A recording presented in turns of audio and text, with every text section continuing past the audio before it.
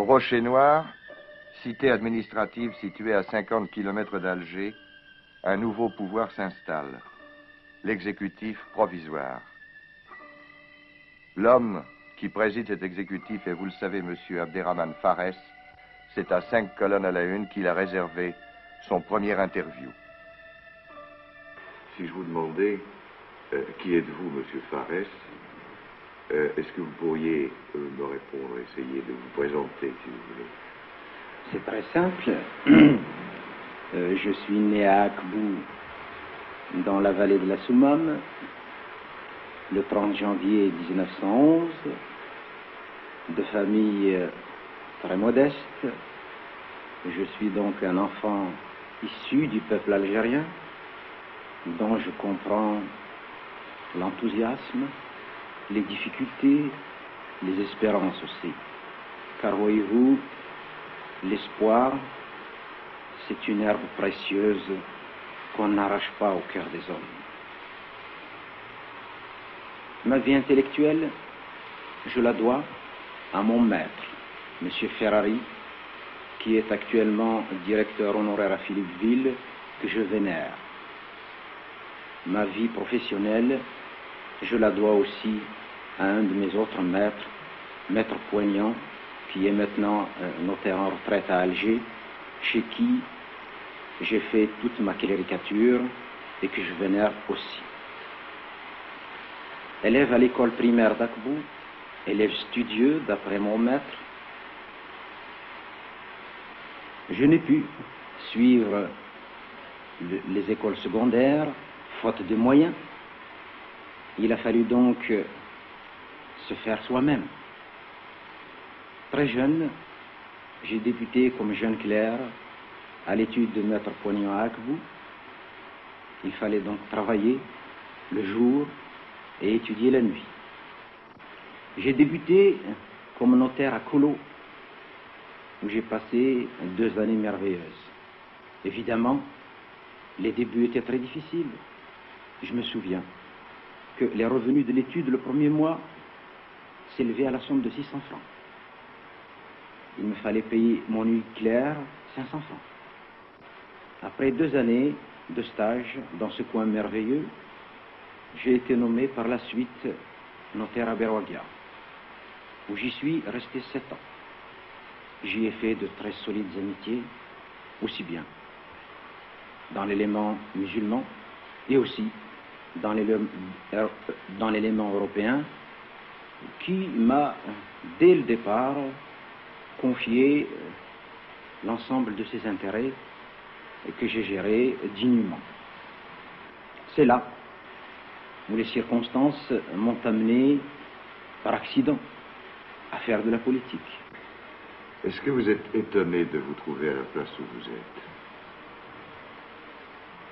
Vous me posez une question, je dirais, très délicate. Le destin d'un homme politique ne dépend pas de lui. Ce sont les circonstances, et les circonstances très graves actuelles, qui m'amènent au poste que j'occupe à l'heure actuelle. J'essaierai de toute mon âme d'être digne de la confiance qui m'est témoignée, mais surtout et avant tout d'être digne du peuple algérien.